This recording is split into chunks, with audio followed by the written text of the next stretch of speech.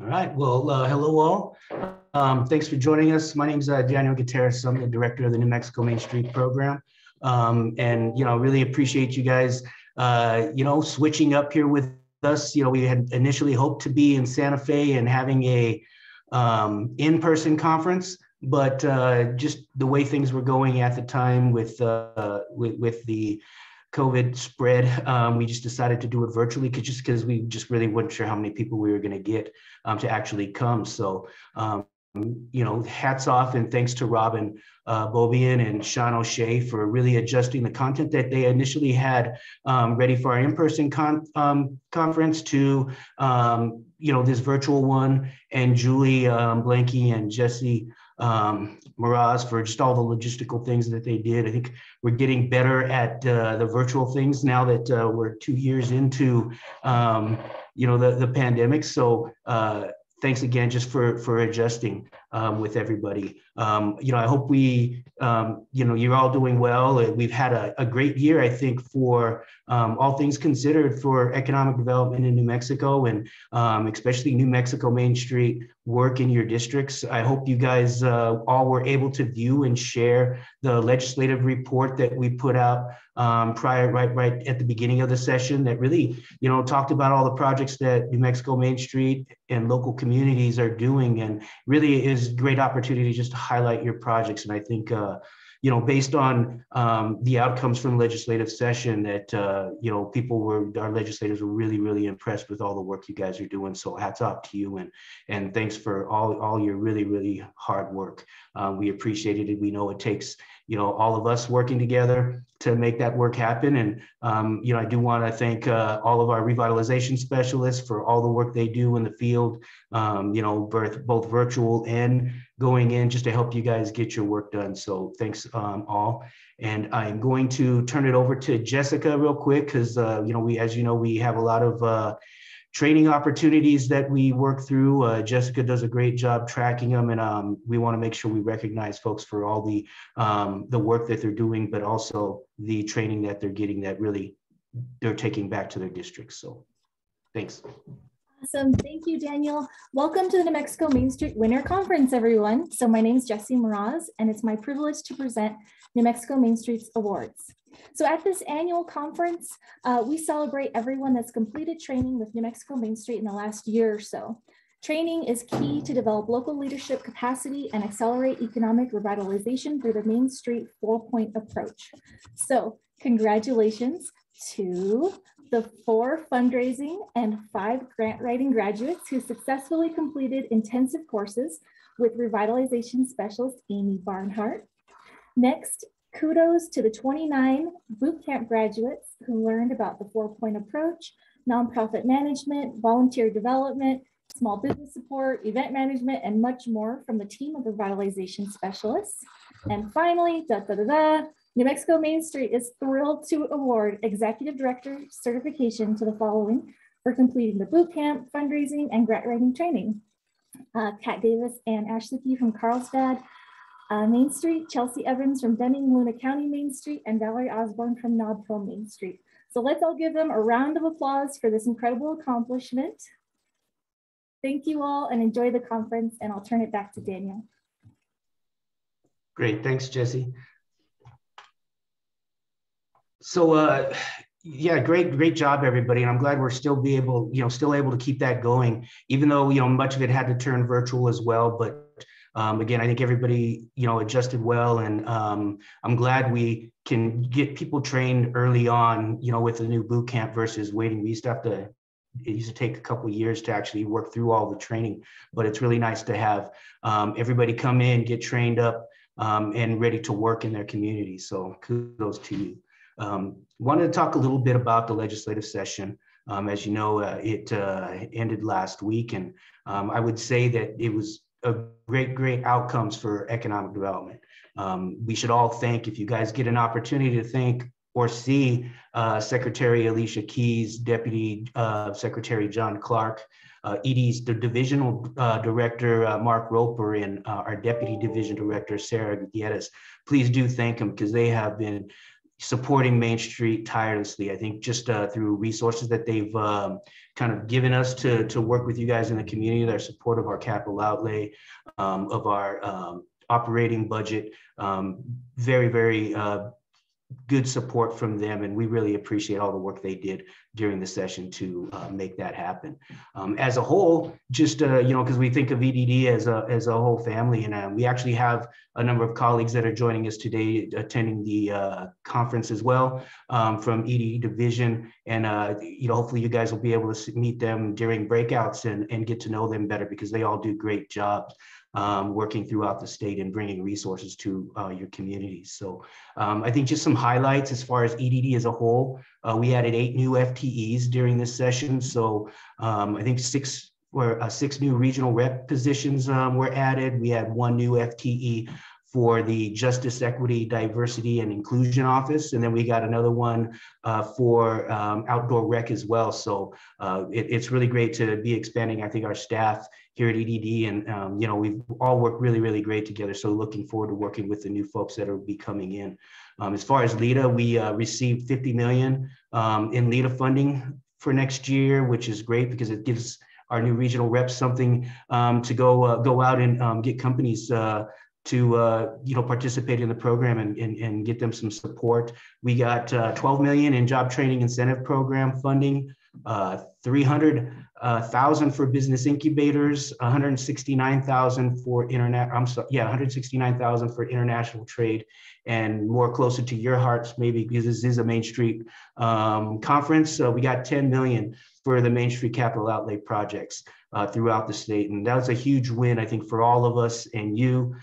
This is the most money we've had, at least in the time that I have seen records for tracking capital outlay. I think the prior to that, the biggest ones were maybe in the early 2000s, about 5 million. So, that's just to me a testament to, one, how much the legislators and the administration are supporting us in your work, but also just the great work that you guys have done to really make it happen. So again, I'm super excited to get those projects rolling.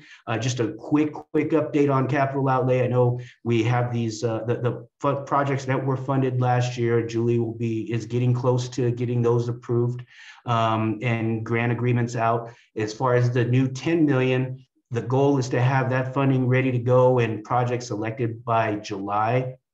So as far as priorities, we're going to be focusing on projects that are construction ready, construction ready and ready to go out to bid. So those are our great blocks. Projects are the smaller public infrastructure projects that you guys have been developing construction documents with. We'll also be continuing the pipeline and developing construction documents for Main Street communities that have not received capital outlay in the recent past. Because I know I mentioned this at our fall institute that, the goal with capital outlay is not to make it a competitive process, but something that we're all participating in. We're all preparing ourselves for. We're creating a pipeline of projects that when funding becomes available, we're just going to keep funding those, right? Because I think it's something that's easier to sell and something people, especially, the legislators, the Legislative Finance Committee, it's something they can really see. So me and Lucas will be connecting with everybody that, with you and your local governments just prior to July, make sure we're all on the same page so that when the application comes out, and Lucas is already working on the application, that we're all on the same page, what you're going to be applying for. We're not doing last minute projects, so that we can be successful and just be ready to go once that funding becomes available. And hopefully those bonds get sold in June. So we're ready to go in July, but we will be connecting with you guys as we move forward. Just one quick note too, I just wanted to talk just a bit about the New Mexico Resiliency Alliance grants. We do anticipate, or we're hopeful that that funding will be available again. So please do start thinking about right now what your projects are going to be. Work with your revitalization specialists, and really focus on projects that can be completed by the end of the year. This year, about half our projects had to ask for extension. It really makes it hard when we have to report to McCune when we only have projects that are half complete, because the expectation is that we have to submit our final report at the end of February. So start thinking about them now. Make sure they are projects that can get done in that time frame. So with that, I do want to talk a little bit about the Main Street Now conference for 2022. It's going to be in Richmond, Virginia, May 16th through 18th. You know, I'm hoping we can get, you know, I know many of us may have some travel restrictions, but I'm hoping as many of you guys can get out there just to represent New Mexico, but also there's really, really great learning and trading opportunities there. I'm going to turn it over to Julie just to talk about registration information and how many folks that we are actually providing the registration fees for. Thank you, Daniel. Welcome, everyone. It's great to be able to gather with you this afternoon. So as Daniel already mentioned, we're set for the Main Street Now convention, May 16th through 18th in Richmond, Virginia. This is yet another fantastic training opportunity. And for those of you in the Main Street Network, the New Mexico Main Street Network, one of your benefits is that we've usually been able to provide one free scholarship for the executive director to attend this training. But this year we can provide you with 2 free early bird registrations. All you have to do to claim these reservations is to register by March 14th, when the early bird reservation system ends and its prices increase.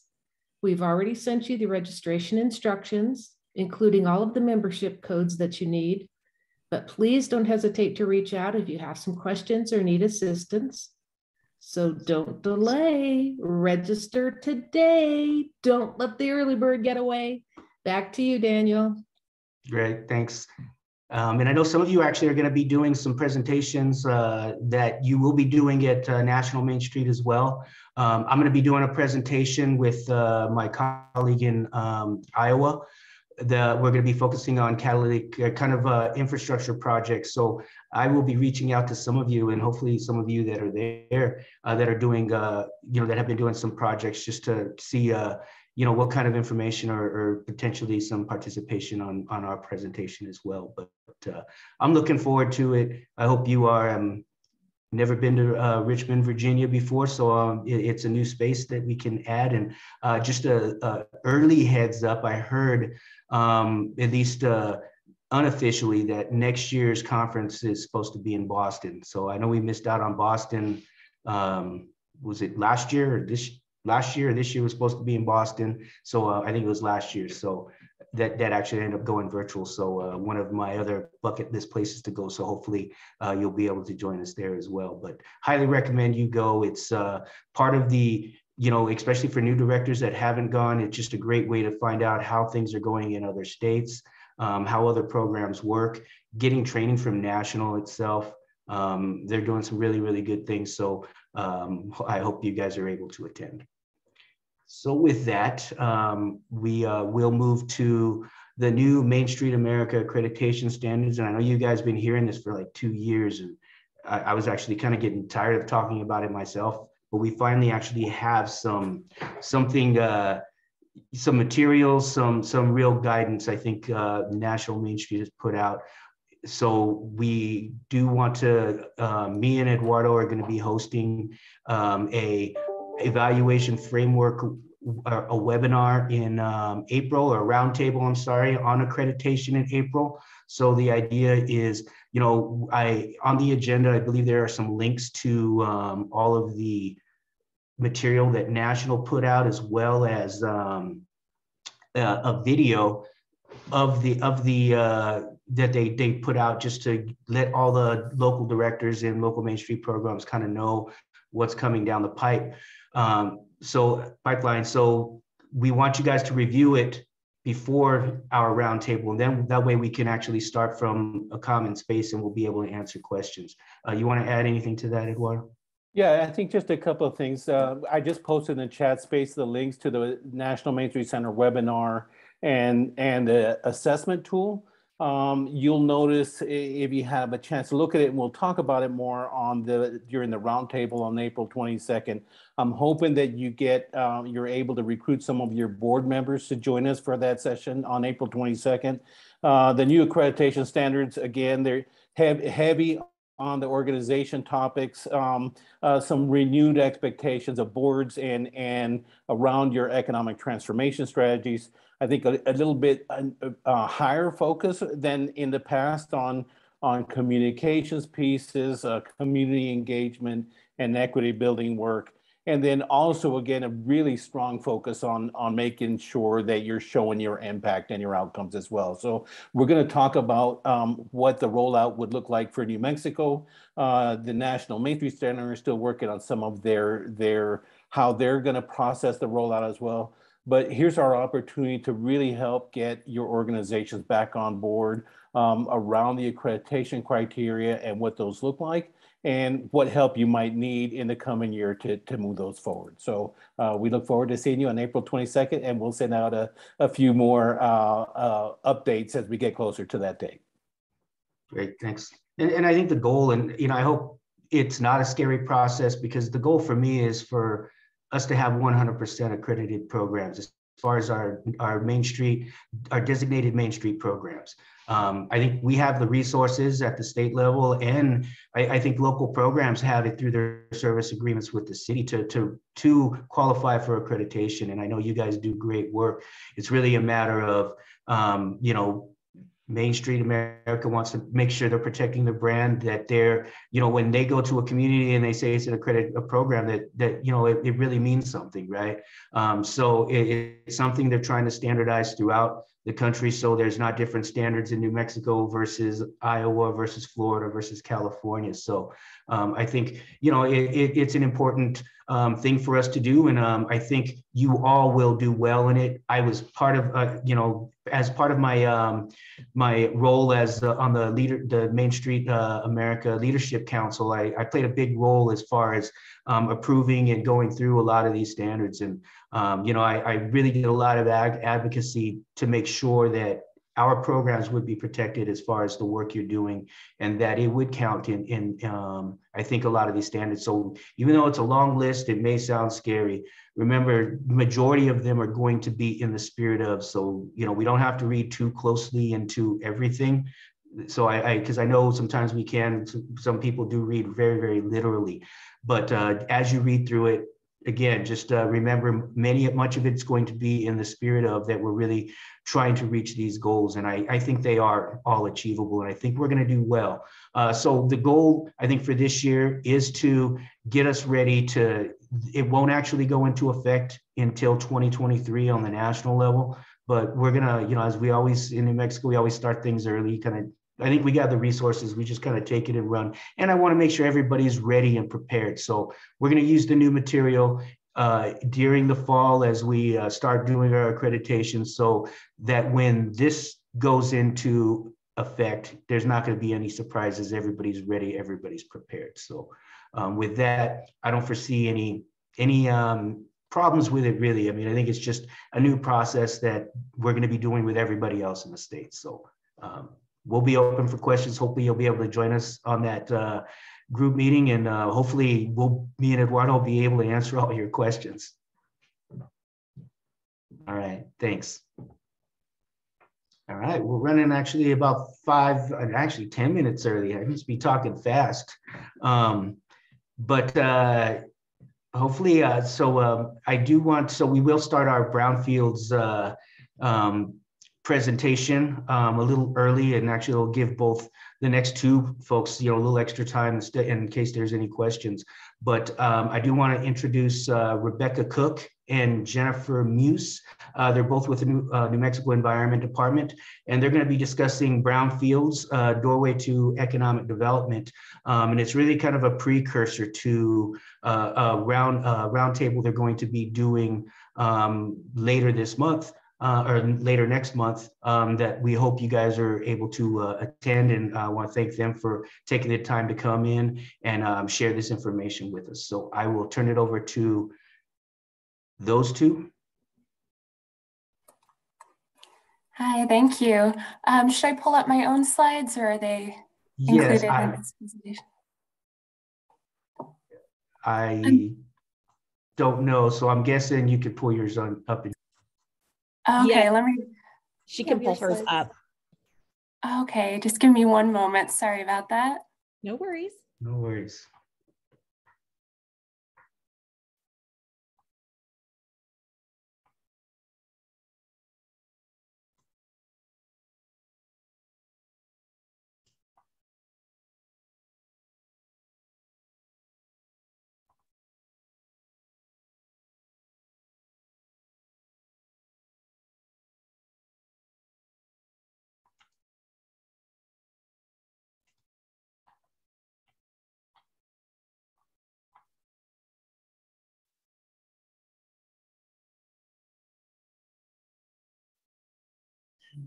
Yeah, just to be clear, it is the 22nd for the roundtable. I think that was my typo initially. I got in the agenda, so sorry about that. It is the 22nd, and we'll be sending out reminders.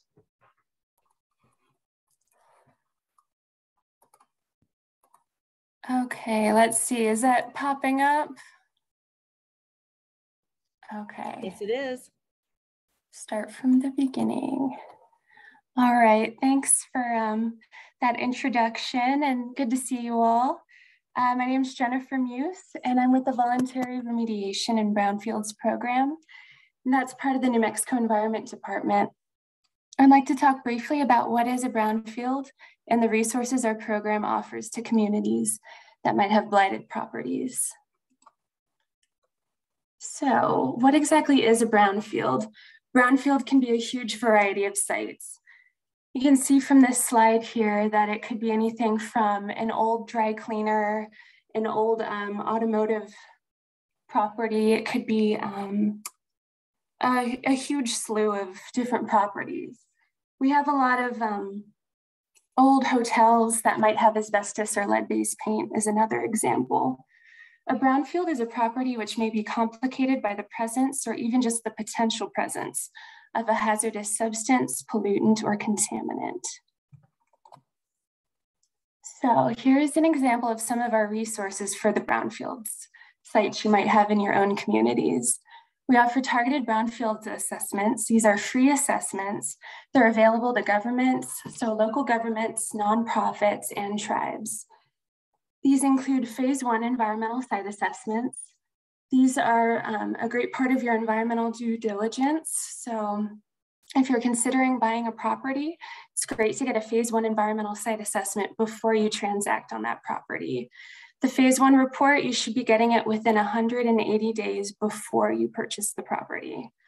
And the phase 1 is essentially a historical review report of what happened on the site.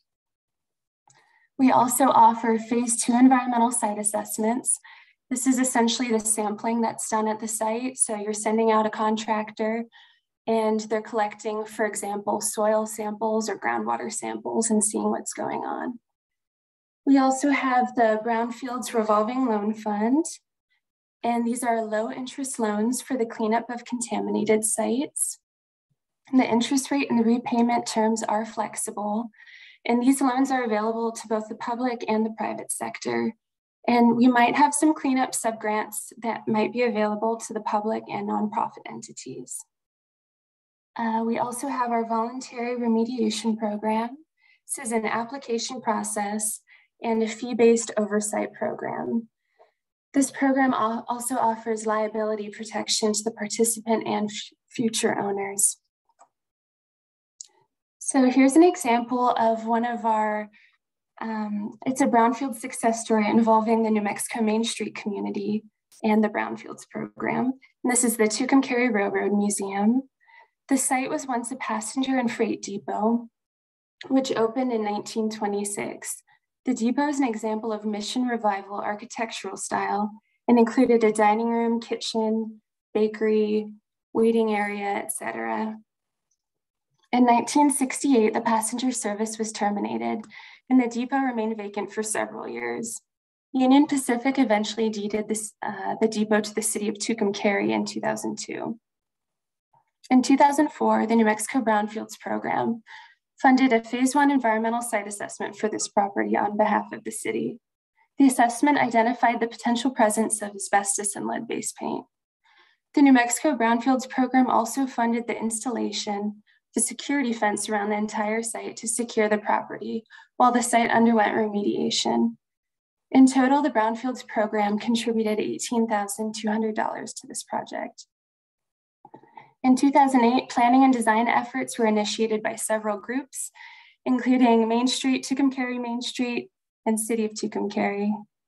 And I believe it was in 2014 that the first Tucumcari Railroad Days event was held at this building, and the building now features both that museum and I believe it still houses office space for Tucumcari Main Street. Let's see.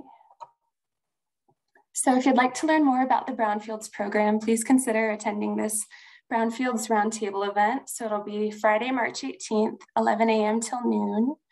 That Zoom link should be mailed out. So we hope you add it to your calendar.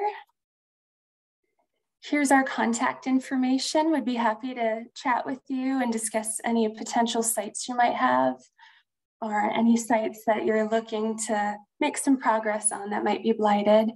Our names are Karen Menetre, Rebecca Cook, Savannah Richards, and myself, Jennifer Muse. And we hope to see you at the roundtable.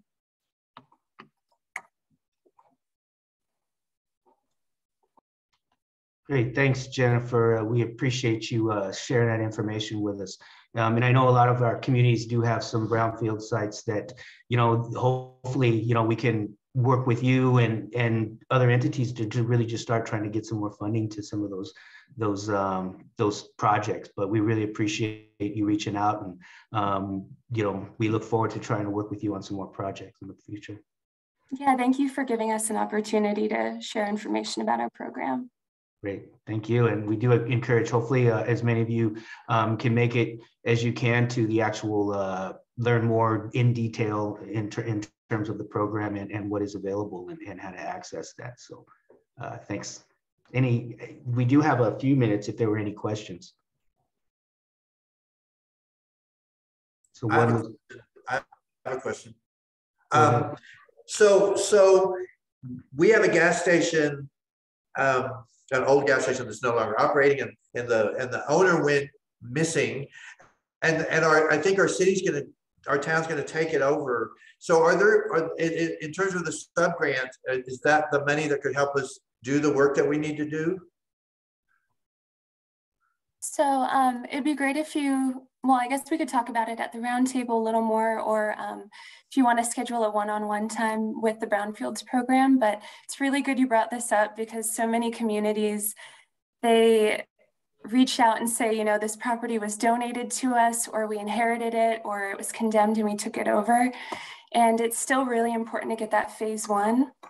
So that would be the first step, I would say, especially if it's, I think you said, an old gas station. So you might imagine there could be some leaking underground storage tanks as a possibility. So it's really good to just protect yourself from liability and get that phase 1. And if you would want to pursue that with the Brownfields program, we'd be happy to chat more and get you some information. Great. Thank you. It looks like he'll be attending. I've got a question about just the topic you were referring to right then. Do you perchance have like a packet of material regarding resources and situations in which the phase 1 process would be applicable to include in as reference material in plans for communities? Yeah, that's a really good question. I know we have a slide from an earlier presentation that lists a few circumstances of property acquisition where you would want a phase 1, and we'll make sure to bring that to the roundtable event too and send it out to everybody. That'd be great and very useful. Thank you so much. Yeah, thank you. This is Jennifer from Las Cruces. A couple of years ago, I went through a few days worth of training and received a quote unquote certification with the Brownfield study. It was a federal group that came in. I was curious, does that actually make a difference? And is it something that's still credible and useful to help within trying to apply for these loans, these revolving loans, or anything helping our clients also? What was the name of the certification? I didn't quite catch that. It was a federal, the federal group came in and did a 2-day seminar down here in Las Cruces. And a couple weeks later, I received a certification notice, and I wish if I was sitting in my office, I could tell you exactly what it is. It's in my office, but I wasn't sure if it was a real certification.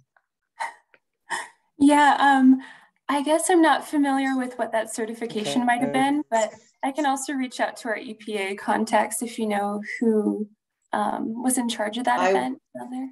Definitely. It was through the EPA that they came in and spoke with us. And I believe at that time it was Senator Udall had brought them into Cruces to do this training. Okay. Well, that's and great that you USDA, attended and it. USDA was part of it. Okay, well, thank you for attending it. It's always great to get the Brownfields word out there in whatever way possible. But yeah, that'll be something else we'll need to look into prior to the Roundtable event. Okay, one more question, and then it looks like Dale has his hand raised.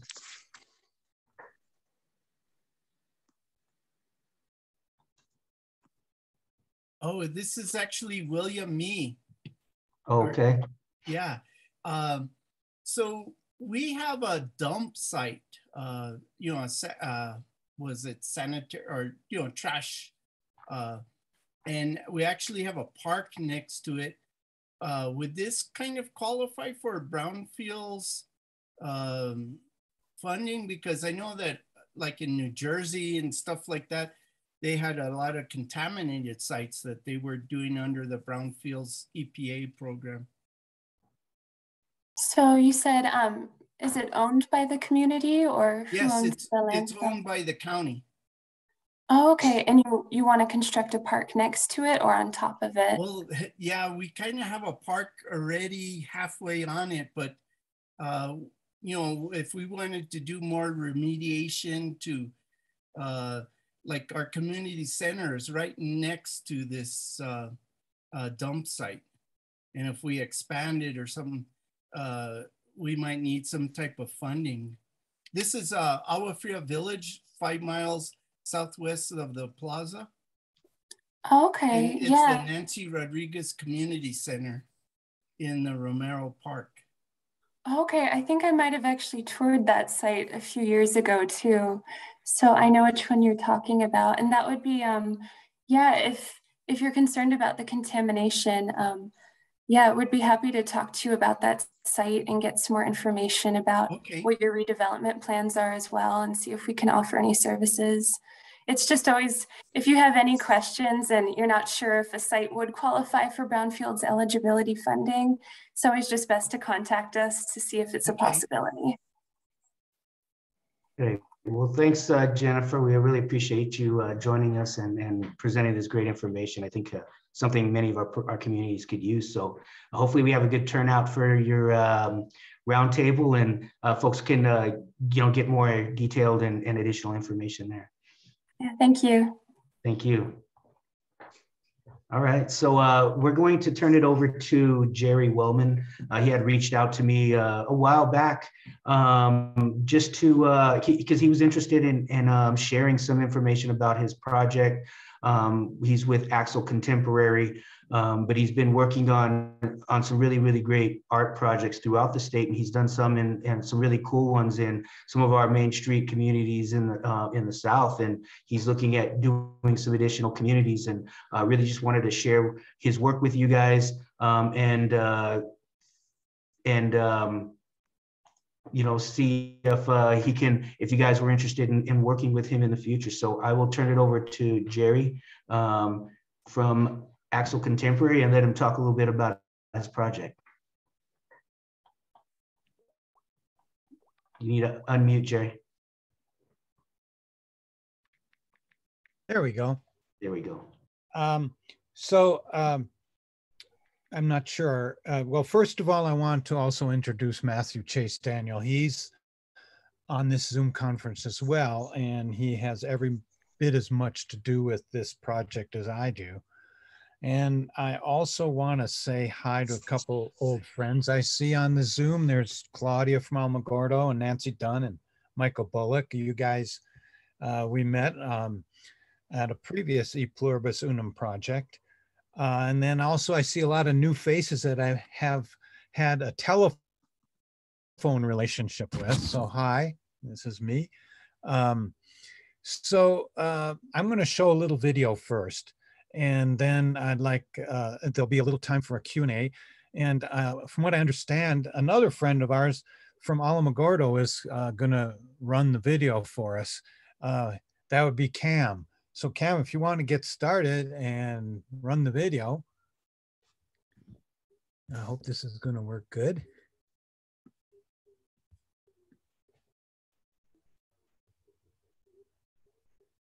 Is it running, or should I? It may just take a minute for them to get it all pulled up, Jerry, or just Okay. a few minutes. Not, well, okay. Technically not minutes, seconds.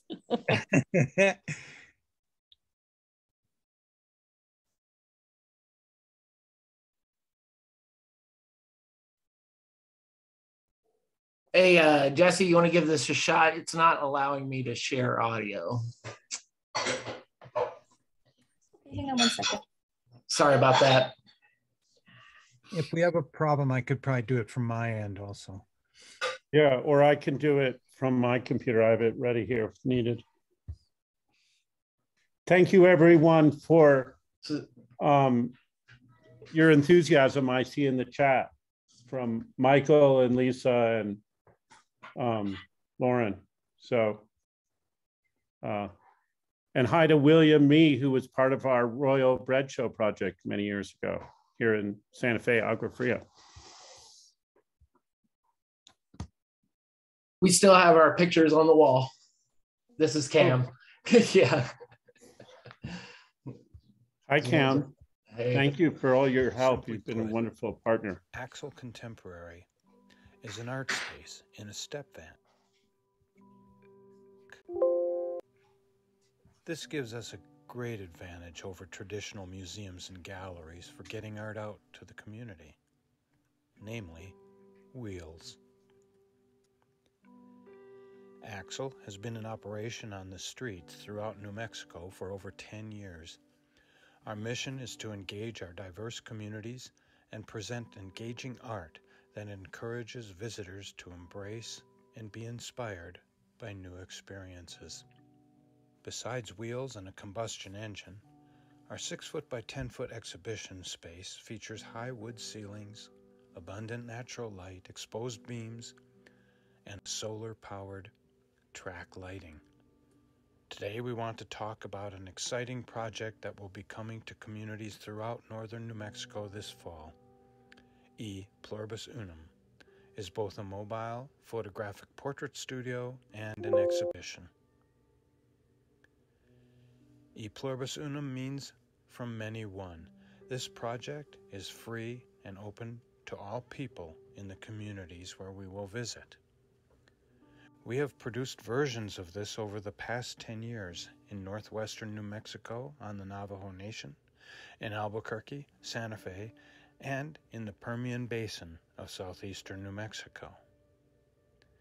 We want to express our gratitude for all those Main Street communities who have helped us out so far. Here's how the project takes place. The interior of the mobile gallery is outfitted as a photo studio where we create photographic portraits as we travel from community to community. The studio uses both natural and electric lighting and includes a solar-powered printer to make prints available on site. In each portrait, the participant holds an object.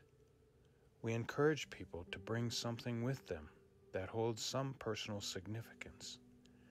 In the finished portraits, both the individual faces and the diverse objects speak to who the people are and the time and place of the photograph. Immediately after making each portrait, we print 2 copies of each image, one for the participant and another to add to the growing collection of images on the exterior of the studio gallery. We also create a book that documents the entire project, including all the photo portraits, and one final photo image on the cover, in which all of the photos, each resized to line up the pupils of the eyes of the others in a digital stack of translucent layers. This image is thus composed of all the portraits in equal measure, creating one face that represents all who participated in the project.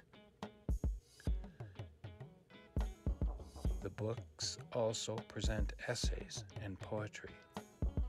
The book is available for purchase and copies are donated to local libraries throughout the project area. We have garnered support from the National Endowment for the Arts, the New Mexico Humanities Council, the Northern Rio Grande Heritage Area, the Puffin Foundation, the Albuquerque Community Foundation, and New Mexico Arts. The generosity of many community organizations, including Main Street. This kind of generosity is fundamental to this project and has been consistently demonstrated by co-organizers, participants, and the communities that we have visited.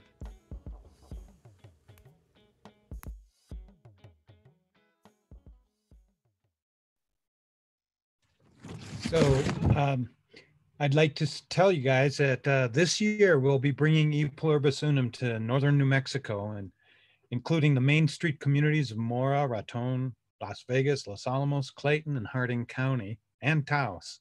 I know I've spoken to many of you already, and it looks like there's some good interest, and we're anxious and looking forward to meeting you all in person. So basically, what we're requesting is your help in making this project a success, and the Main Street programs offer that kind of generosity that is fundamental to this project. Let's see, there we go. What we're looking for from the Main Street members is to get the word out to your community about the when and where of our project, and share with us your contacts with the local press, radio, television. Contact them on our behalf or make introductions. And finally, to help us find in-kind donations like lodging and food during our stay in your community. Also, we hope to finish off this project in 2023 or 2024 by visiting southern and southwestern New Mexico. And we'd love to begin a conversation about that as well with the Main Street members, Las Cruces, Silver City, Deming, and Truth or Consequences. So at this point in the conference, there'd probably be a breakout session where we might see each other at lunch, but instead, right now we can have a little question and answer, and you can contact us. There's our email address, info@axelart.com. And we look forward to meeting all of our new friends of these Main Street communities, and we want to thank you for showing up. And Matthew or I can answer any questions. Can you tell us how it works? Once I've spoken with you once. This is Michael in Las Vegas, but we talked once. But I'm curious about how you work. If we have promoted and we try to do it with maybe partner with another organization or two, how does it work once you get to town? Well, go ahead, Matthew. So what we do is, in advance of our coming to town, we'll figure out a very precise schedule. So we'll be in front of the courthouse from noon to 5 p.m., for example. And so we figure out that with your help and other community members' help to figure out the best places for us to be. It might be one place in a town. It might be 2 or 3 places in a town. It really varies depending on the size and the timing. That then gets promoted, ideally through any local newspaper or radio or social media accounts, through people in the community who are trying to help us. And then when we get to town, people show up. It's basically first come, first serve as you get there. The portrait session takes somewhere between 30 seconds and 5 minutes per person, depending on just the interaction and if they want to chat a little bit or not. And then the print comes out within 2 minutes to 10 minutes. And the person can walk away with their portrait right then. We also hand out a little sheet talking about the project and invite people to write about the object they brought, about the concept of e pluribus unum, about their town, culture, history, family, and those writings are then included in the book. So that's sort of I'd also like to add that the kind of places that we show up at, or that we hope to show up at, are places where people congregate, or there's some pedestrian traffic. So we've parked outside of coffee shops and grocery stores. We've parked outside of colleges, like, for instance, for you, New Mexico Highlands. We might get in touch with the art teacher there, or some teachers there who would align with what we're doing, and they'd be able to explain it to their class. So that's part of the thing when we said we'd like to get the word out, have you help us get the word out and the where and when of our project. In other words, you might have some ideas that we may not realize, and we'd like to hear from you about that too. And then financial commitment, that was my other question. Well, there is none. I mean, we've been supported by NEA and various, I think I went through the whole list of people that have supported us. We do, however, we need to have some in-kind matches. And that's, for instance, like when we're staying in your town to do something, maybe you've got a member on your Main Street group that can help with lodging, or with a restaurant or something like that. There's very little financial commitment beyond that. Great. Yeah, we've raised enough money to fund the project, but all the grants we have, or the majority, are federal grants, which all require matching funds, either in kind or cash, and they can't match each other. So our challenge financially is to have in kind or cash donations to match those, so we can procure those full amounts. And we, of course, prefer in kind, and the value of things like hooking us up, introducing us to local cultural leaders, press, people who can get the word out about the project, is the most valuable thing that we can get, because we can drive there, we can show up, we can do the project. But what we really need is for the communities to want to engage. And that's something that people from the community on the ground are really the best at, and that we need help with. So that we value very highly. Thank you. Great, thanks. And we appreciate, Jerry and Matthew, all the work you guys are doing with that project. It's super exciting. And I think, just the feedback in the chat, the communities you have been at so far in our Main Street network, we're really, really appreciative of the project. So, I do encourage everybody to reach out to them if they haven't connected with you already, especially if you're in one of the targeted communities that they really want to work on, this coming, summer? Late summer, fall, we'll be out there. And then we're hoping in a couple of years, we've covered most of New Mexico, except for the north and the southwest. And so we're hoping in a couple of years to come down to Silver City and Las Cruces and Magdalena and TRC and places down there. So Lovington and all those places. So we'll be in touch in the future if we have the stamina to keep working. Great. Well, we appreciate you guys joining us. Hopefully folks will be able to get in touch with you, and I'm sure it'll be a successful project. So thank you. Thank you. Thank you. Thank you. So with that, I do want to we have a couple minutes. I wanted to turn it over to Robin and possibly Sean, if he's ready, just give a little overview of the conference, kind of what you can expect before we do our breakout. And I think Sean comes back to kick us off on the actual content. Awesome. Thanks, Daniel. We're just really excited to see all of you here and are looking forward to talking more about business development projects over the next couple of days. And we have some really great panelists lined up. We tried to really think of this in terms of a conversation.